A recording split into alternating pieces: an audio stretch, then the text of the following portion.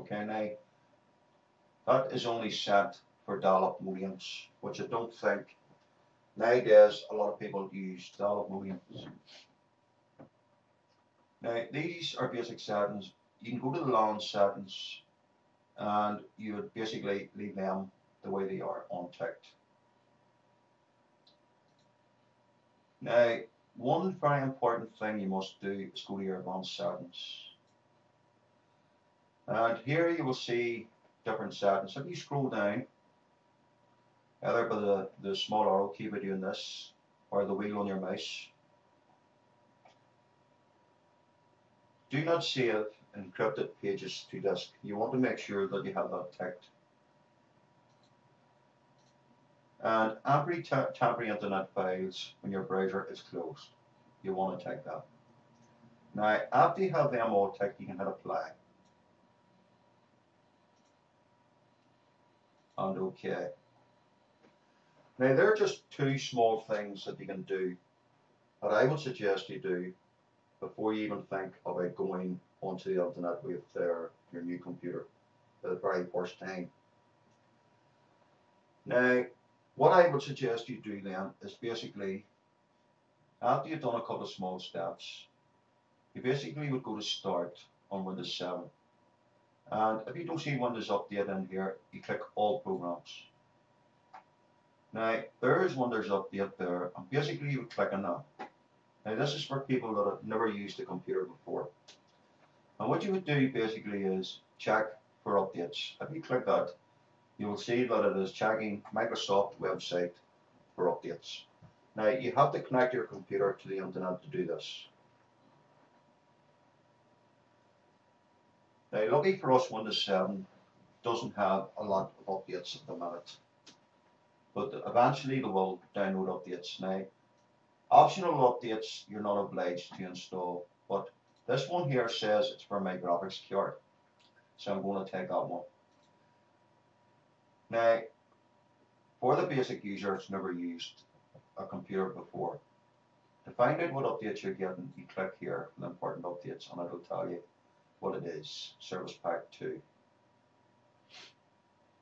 And you click OK. Now, basically, you click Install. And you'll see it preparing to install and it's creating that restore point. Now, the first time you use a computer, always get your updates first on Windows 7. Because if you install a security product, sometimes it interferes with the Windows updates and they won't install properly. Now, some new computers come with a trial software installed package. It could be McAfee and you could get it maybe for 90 days or 30 days. What I would suggest you do, if you have the money, to actually go to a website and buy a full product. Or you can use a free product on the internet. Now, by taking these small steps, you can actually protect your computer system, which means you're not having your parents or yourself to run to a computer shop within a week after you get your new computer, or to get a virus taken off it or to get it cleaned. Now, if you get a new computer for Christmas, you are welcome to come to Justin TV, and if you go to Justin TV and type in PCCareMon / PCCareMon1 /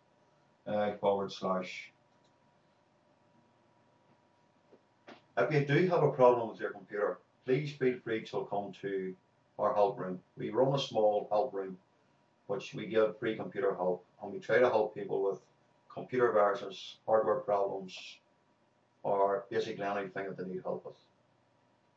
And of course it's free.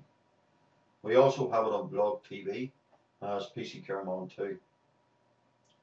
Now, as you notice, it's installing the updates. Now, after it installs the updates, it will ask you to restart your computer. For this video purpose, I'll not be restarting my computer because I'm doing this video. Okay. Now, you've got all your updates, so the next thing I would suggest you do is a lot of people will find that whenever they get a computer, they have Internet Explorer installed on. Now, personally speaking, I don't think Internet Explorer is a very secure browser. That's only my own personal opinion. But if you, obviously, you have to use Internet Explorer, excuse me, because it's the only browser that's installed on your Windows 7 operating system for the first time you're going to use it. So you would open up your Internet Explorer for the first time, and you'll see your browser loading.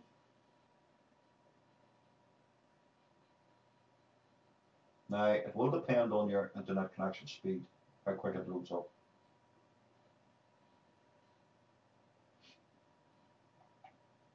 And let me just lower this so I can make sure that it's actually installing software in the background for me, and that's why it's a bit slower loading up. So basically what you can do is you can go to the address bar when it loads up, and you can type in here Google Chrome, or you can type in Firefox browser. Now, I do have Google Chrome